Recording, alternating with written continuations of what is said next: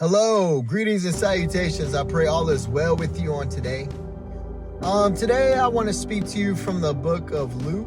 But before we get to that, I just want to encourage you. Sometimes in life, we tend to blame God for all the bad things that's going on in our lives. God, why would you allow this? God, why am I going through this? Why is this happening?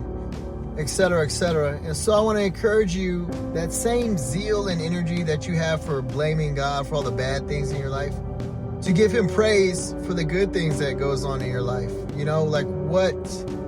do you give credit for that?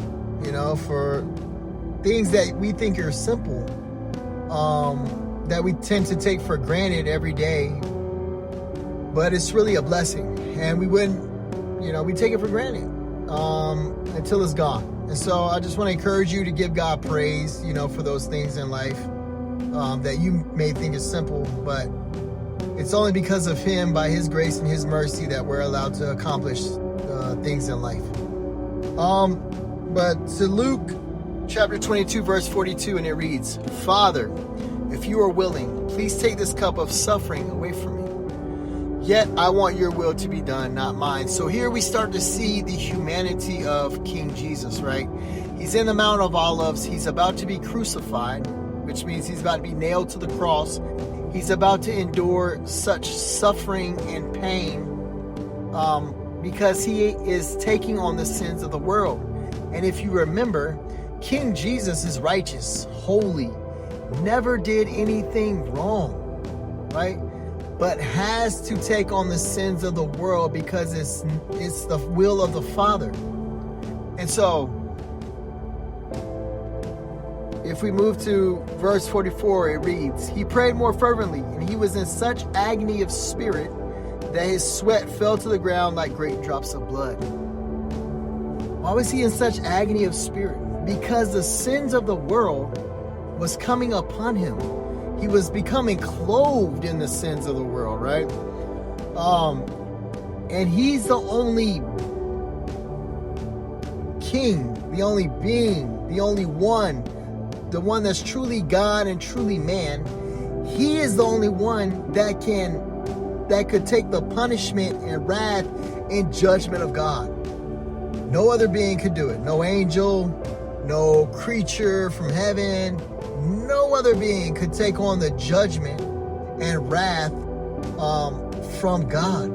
And the thing is that God is his Father.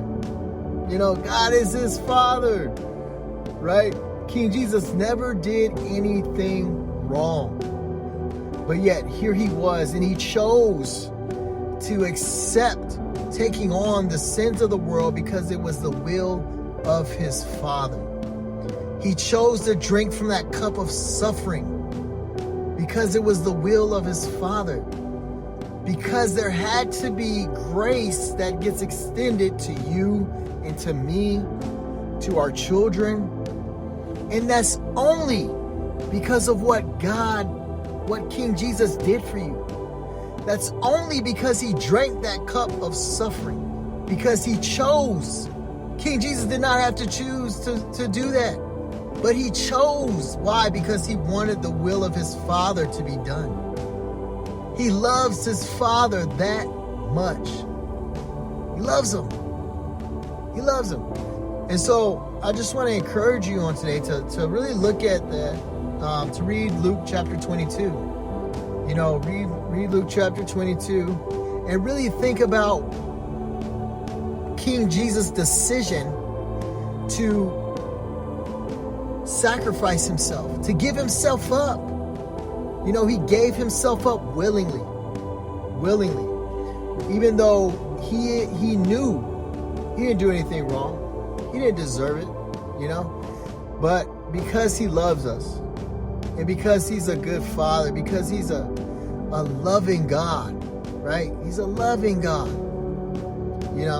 and because of that, I choose to follow him, because he saved me. He's a Savior. He's a Savior.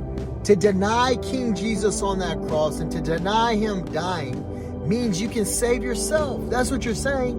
You're saying I can save myself. But you can't. You can't save yourself. And so that's the beautiful thing about what King Jesus did for us. And I just want to encourage you to really just dive in, to really take a look into that. Just read that. And thank you for your time, and God bless.